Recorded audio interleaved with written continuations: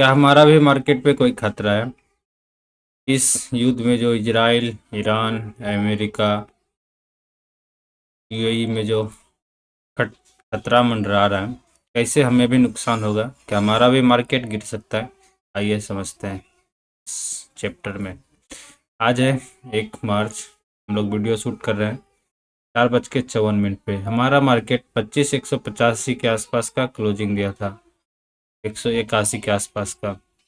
और global market को check करें तो 28 फरवरी को गिफ्ट निफ्टी 25,375 पे क्लोजिंग दिया है, 90 पॉइंट ऊपर। डाउ 600 पॉइंट के आसपास गिरावट दिया है फ्यूचर में, और डाउ में 376 के आसपास। निकाई की बाजार थोड़ी सी ऊपर रही, हैंग सेंग के बाजार में भी 249 पॉइंट की खरीदारी रही। बाकी मिला जुला संकेत दिखा रहा है, बट डाउ में गिरावट हुई है तो हमारी मार्केट में गिरावट होना तय है। बात करेंगे आगे, क्या मार्केट क्रैश होने की संभावना है? तो हाँ, संभावना है। अगर कच्चे तेल के दाम में वृद्धि होती है तो 100% है कि मार्केट गिरेगा, सारे बाजार गिरेंगे, पूरे वर्ल्ड के बाजार में गिरावट होगी। ईरान के जिस रास्ते से तेल का निर्यात होता है, वहाँ से जो टैंक निकलते हैं, जहाज निकलते हैं, उस रास्ते को ईरान ने बताया कि उस पर जो भी उस होके जाएगा उस पर अटैक किया जाएगा। अमेरिका का 7वां बेड़ा उस जगह पे है अवेलेबल फिलहाल। अगर एक भी टैंकर में बम मिसाइल दागा जाता है तो फिर वैश्विक मंदी की संकेत होगी, फिर लड़ाई और छिड़ेगा और सारे मार्केट गिरेंगे।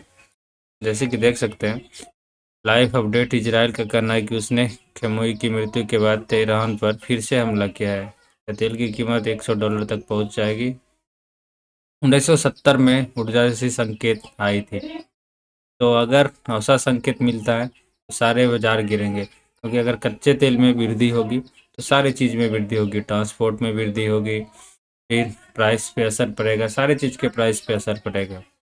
और कहीं ना कहीं अभी जो फिलहाल संकट चल रहा है, इसमें आप जितने भी हवाई सेक्टर के शेयर हैं सब में परेशानी देखने को मिलेगा। तेल के दाम बढ़ेंगे, गैस के दाम बढ़ेंगे अभी, और सिल्वर में भी बढ़त देखने को मिलेगी, फिर गोल्ड में भी देखने को मिलेगी। अगर हम लोग बात कर लेते हैं मार्केट की, तो अगर आप रिटेल ट्रेडर हैं तो थोड़ा सा बच के रहना है, क्योंकि विक्स ज़्यादा, इंडिया विक्स ज़्यादा बड़ा मिलेगा आपको, 15 के आसपास मिलने वाला मंडे को आपको। तो वॉलेटिलिटी बहुत ज़्यादा होगा न्यूज बेसिस। अगर आप नए ट्रेडर हैं तो इनसे आप बच जाइए। अगर हम लोग लेवल की बात कर लें, जिस हिसाब से गिफ्ट निफ्टी ओपन हो रहा है 285 के आसपास, नहीं 375 के आसपास, तो ठीक ठाक है। 375 तो S2 जो हमारा सपोर्ट है ये फिर काम करेगा। इस जगह पे आसपास हम लोग ओपन होंगे, और हमारा रेसिस्टेंस होगा 25,400। अगर मार्केट गैप डाउन ओपन हुआ, 25,000 का लेवल तोड़ा, तो फिर इसमें खतरनाक वाली सेलिंग आ जाएगी। तो 15 मिनट वेट कर लीजिएगा, सस्टेन होने दीजिएगा मार्केट को। मार्केट किधर का मूड बना रहा है उस तरफ का मूड बनाना है। 25,000 का लेवल टूटे तो फिर सेलिंग की ओर चलेंगे, और गैप डाउन हुआ फिर भी, अगर गैप मिला जुला संकेत रहा, 25,000 के ऊपर मार्केट खुला, सस्टेन किया, तो फिर न्यूज बेसिस ट्रेड होगा। ऐसा रहा आज रात का माहौल। अगर ज़्यादा बमबारी हुई तो मार्केट बहुत ज़्यादा पॉइंट से गैप डाउन खुलने की संभावना है, क्योंकि नेस्डेक में थोड़ी सी गिरावट हुई है, बट डाउ में अच्छी खासी गिरावट देखने को मिला है। तो बैंक निफ्टी हाई देख लेते हैं अब स्क्रीन पे। बैंकिंग सेक्टर काफ़ी मजबूत है, जैसे कि आपको स्क्रीन पे दिख रहा है। बैंकिंग हमारा बहुत साथ दिया है निफ्टी को नहीं गिरने में। अगर हम बात कर ले तो 60,000 के ऊपर जब तक बैंक निफ्टी बना रहे तो फिर इसमें बाइंग की संभावना होगी। सेलिंग की बात करें तो 60,800 से रेसिस्टेंस लेके मार्केट गिरे तो कभी भी सेल कर सकते हैं आप। आपका टारगेट ये होगा 25,600 200 पॉइंट, फिर 60,500, उसके बाद फिर ये 60,400 के आसपास आपका सपोर्ट का काम करेगा, पिछला डेज का जो लो है। अगर मार्केट में मिला जुला संकेत रहता है तो फिर बैंकिंग सेक्टर ऊपर जाने को तैयार है। अगर मिला जुला संकेत नहीं रहता, निफ्टी में भारी गैप डाउन होती है, 60,000 के अगर नीचे चला जाए बैंक निफ्टी तो इसमें और थोड़ा सा प्रेशर क्रिएट होगा। अगर हम एनएससी में जाए और ऑप्शन चेन को चेक करें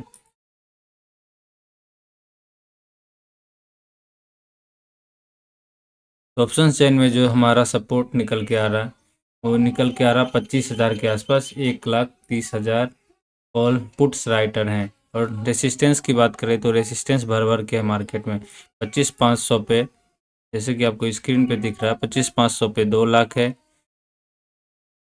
25,400 पे 2 लाख है, 25,350 पे 1 लाख के आसपास है।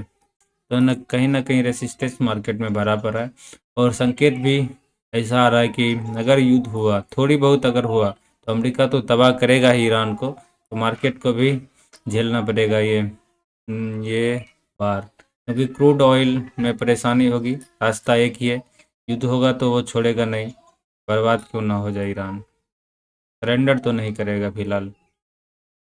तो इसी वजह से न्यूज़ बेसिस ट्रेड करने के लिए, अगर आपको न्यूज़ बेसिस ही ट्रेड करना है तो थोड़ा सा ध्यान में रखना है, दूर का कॉल पुट बाय कर सकते हैं। अगर न्यूज़ आई अच्छी तो मार्केट ऊपर, अगर न्यूज़ खराब आई तो मार्केट नीचे। आपका क्या जाएगा 1 से 2 हज़ार, अगर आएगा तो बहुत ज़्यादा। अगर आप पोजिशनल बाइंग सेलिंग करेंगे तो अगर आप न्यू ट्रेडर हैं तो बच जाएं न्यूज़ बेसिस ट्रेड करने में। ओवरनाइट पोजीशन नहीं लेके जाएं, लेके जाना है तो आपको दोनों तरफ का लेके जाना होगा। आई होप आपको कुछ समझ में आया होगा। अगर आपने यहाँ तक वीडियो देखा है तो हमारे चैनल को आप सब्सक्राइब कर सकते हैं।